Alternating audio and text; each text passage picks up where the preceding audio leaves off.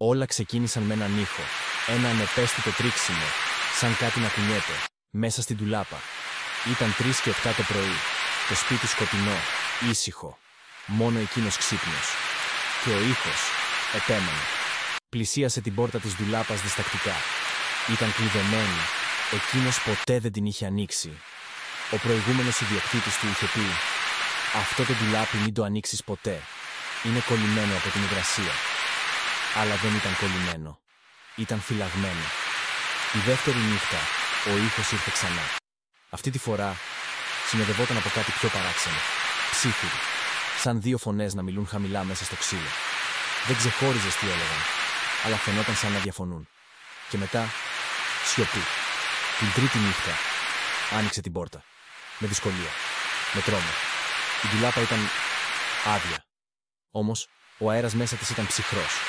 Και πίσω, στην εσωτερική πλευρά του ξύλου, υπήρχαν σημάδια, χαρακές, 5 γραμμές κάθετες και μία διαγώνη. Σαν κάποιος να μετρούσε τις μέρες ή τις νύχτες. Από τότε, τίποτα δεν ήταν καλά. Άρχισε να βλέπει σκιές, να ακούει τον ήχο της πόρτας, να ανοίγει μόνη της, να νιώθει κάτι, να τον παρακολουθεί. Και κάθε φορά που πλησίαζε, το φως τρεμόπαιζε.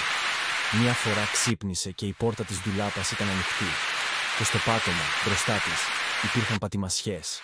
Μικρές, σαν παιδικές, αλλά βαθιές, σαν να είχε σταθεί εκεί κάτι βαρύ. Τώρα πια δεν ζει σε εκείνο το σπίτι, αλλά λέει ότι ακόμα ακούει τον ήχο, σαν κάτι να προσπαθεί να τον βρει, να ξαναμπεί στο σκοτεινό του σπίτι. Κάποιες ντουλάπες δεν πρέπει να ανοίγουν, γιατί δεν ξέρεις τι προσπαθεί να βγει ή τι θα σε ακολουθήσει πίσω. Θα την άνοιγες?